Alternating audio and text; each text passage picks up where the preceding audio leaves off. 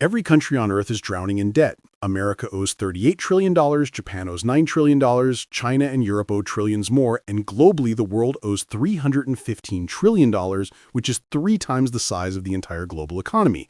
But here's the terrifying paradox almost nobody understands. If every nation is in debt, who exactly is the world in debt to? When you follow the chain of creditors, when you track who actually holds the debt, you discover something shocking. The world doesn't owe this money to any single country. It owes the money to itself, inside a financial system deliberately engineered to make debt permanent, unpayable, and endlessly profitable to a tiny handful of institutions. And this wasn't an accident. It was designed across 3 centuries by 4 men, William Paterson, Nathan Rothschild, J.P. Morgan, and Paul Volcker, each adding a new layer to the trap until escape became mathematically impossible.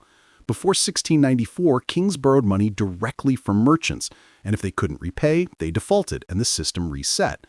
But William Paterson changed everything when he approached the bankrupt English government with a radical proposal. Merchants would lend the king $1.2 million, but the principal would never be repaid, only interest, 8% annually, forever. And to manage this arrangement, Paterson proposed creating a brand new institution, the Bank of England. This single idea made national debt permanent for the first time in history because the government paid interest forever using tax revenue, while the bank turned the government's IOUs into tradable notes, effectively creating money out of debt. So the more the government borrowed, the more money the bank could issue. Within decades, every major European power copied the model, and by 1790, Alexander Hamilton imported it into the United States. Paterson's idea that governments should borrow forever became the foundation of modern finance. But permanent debt wasn't enough. It had to be global. And that innovation came from Nathan Rothschild in the early 1800s, who created the first international financial empire by linking banking houses in London, Paris, Frankfurt, Vienna, and Naples, allowing sovereign bonds to be traded across borders.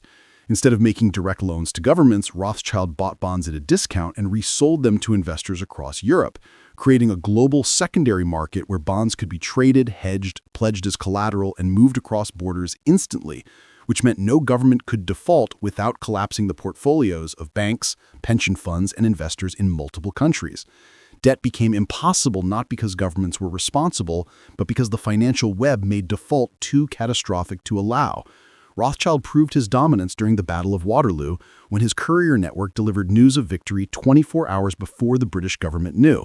He temporarily sold British bonds to trigger panic, bought them back at rock-bottom prices, and then watched their value explode when the truth arrived, making him the wealthiest man in Europe. By 1820, no major European government could borrow without the Rothschilds. They controlled the system, the information flow, and the markets, and sovereign debt became a global trap rather than a national issue. But the third architect, J.P. Morgan, made the trap infinite. In 1907, America suffered a massive financial panic. Banks failed, markets collapsed, and the economy froze. And J.P. Morgan personally organized a private bailout by locking the biggest bankers in his library until they agreed to rescue the system, proving that one man had more power than the U.S. government. But Morgan also knew America needed a permanent mechanism to manage crises. So in 1910, his closest allies secretly met on Jekyll Island to design the Federal Reserve, an institution that looked decentralized and democratic, but was effectively controlled by private banks. The Federal Reserve Act passed in 1913, giving the Fed the single most powerful tool in financial history, the ability to create money from nothing and use it to buy government debt. This made borrowing infinite because the Fed ensured there would always be a buyer for government bonds. Before 1913, the government could only borrow what the market was willing to lend. But after 1913, the Fed could buy unlimited debt with newly created money. Morgan died that same year, but his architecture is the reason the U.S. debt could grow to $38 trillion. It's not a bug, it's the system working exactly as designed. But the fourth architect, Paul Volcker, made global debt permanent even when countries could not pay. In the late 1970s, inflation in the U.S. hit 10%, and Volcker responded by raising interest rates to 20%, the highest in American history. This crushed inflation but caused dozens of developing nations, Mexico, Brazil, Argentina, to face impossible debt burdens because they had borrowed billions in low-interest dollar loans during the 1970s and now suddenly owed triple the payments. These countries should have defaulted, but that would have destroyed the American banks that lent the money.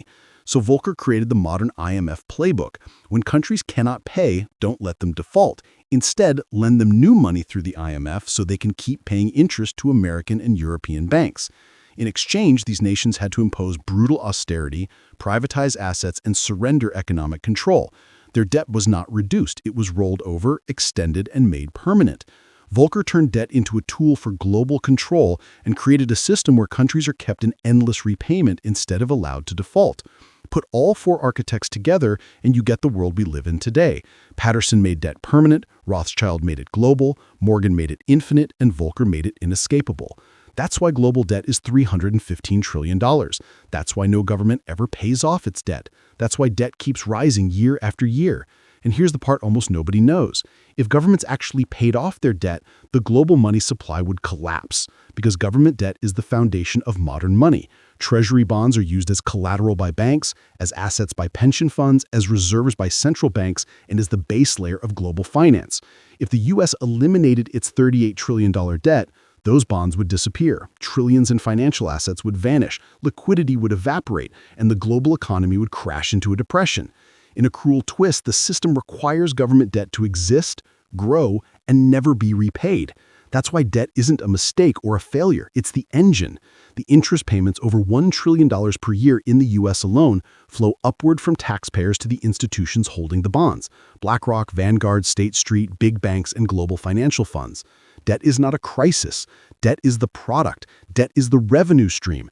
Debt is the business model. And every government on Earth is trapped inside a system designed over 300 years by four architects who built the modern financial machine piece by piece. The world doesn't owe $315 trillion by accident. It owes that money because that is how the system makes sure the interest never stops flowing to the top. Subscribe if you want to understand how the machine was built and who's operating it, because they're not going to teach you this in school. They're going to teach you that debt is a problem to solve. But the architects knew better. Debt isn't a problem, it's the foundation, and interest is the rent we pay to live in their